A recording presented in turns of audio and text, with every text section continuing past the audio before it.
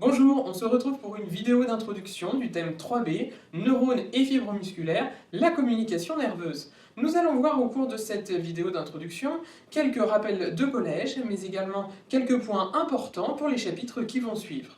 On commence de suite avec ces quelques images, regardez.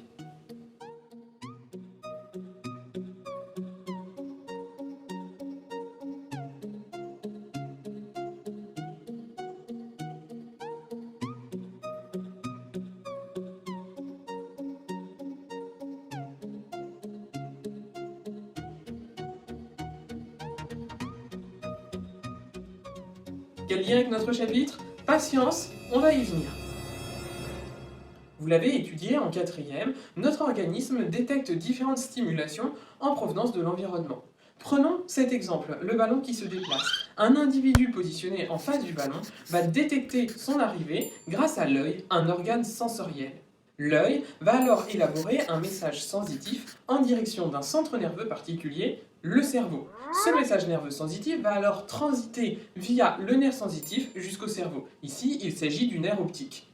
Ensuite, donc, le cerveau reçoit cette information, va l'intégrer et élaborer une réponse adaptée. Afin d'attraper le ballon, un mouvement est nécessaire. Le cerveau va donc émettre un message nerveux moteur. Ce message va transiter par la moelle épinière et va parvenir jusqu'au muscle du bras via un nerf moteur.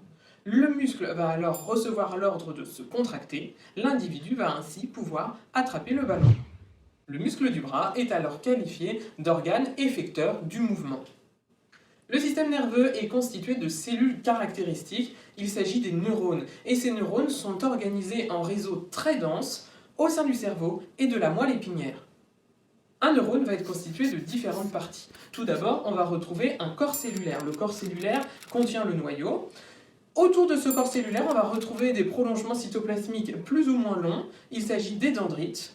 Et également, un neurone va être constitué d'un long prolongement cytoplasmique, il s'agit de l'axone, cet axone qui va se terminer par ce que l'on appelle des boutons synaptiques. Les boutons synaptiques sont en contact avec les dendrites d'autres neurones et vont du coup établir des liens, des connexions avec ces autres neurones au niveau de ce que l'on appelle une synapse. La synapse correspond à cette zone de connexion entre deux neurones.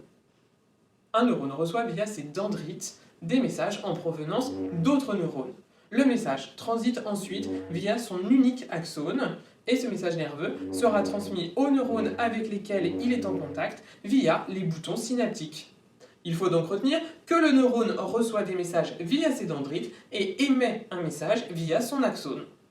Au sein d'un neurone, les messages nerveux transitent via des signaux électriques et les messages nerveux passent d'un neurone à l'autre au niveau d'une synapse via des signaux chimiques grâce aux neuromédiateurs. Nous approfondirons ces deux points au cours du chapitre.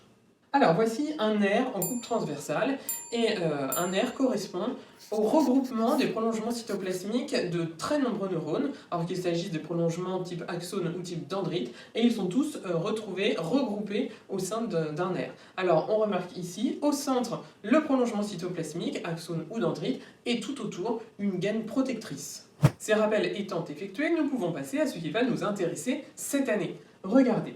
Qui n'a jamais vu ce type de test pratiqué sur un patient? À l'aide d'un petit marteau réflexe, on va percuter le tendon d'un muscle et si tout va bien, si le système neuromusculaire de la personne est en bonne santé, le muscle va alors se contracter. Il s'agit ici d'une réponse réflexe et plus précisément d'un réflexe myotatique.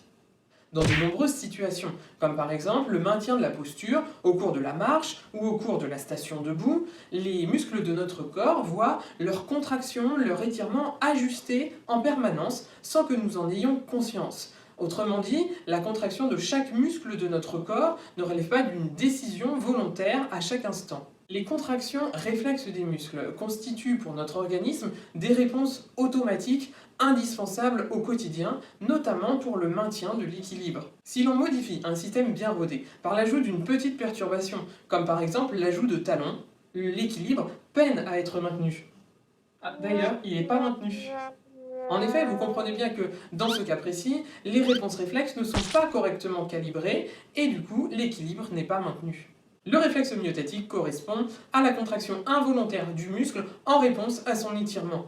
Vous allez donc travailler sur les caractéristiques du réflexe myothétique ainsi que sur le circuit neuromusculaire mis en jeu. L'école sans mur, mais vous continuez de travailler. Alors bon courage à tous, bon confinement et des petites images bonus. À très vite.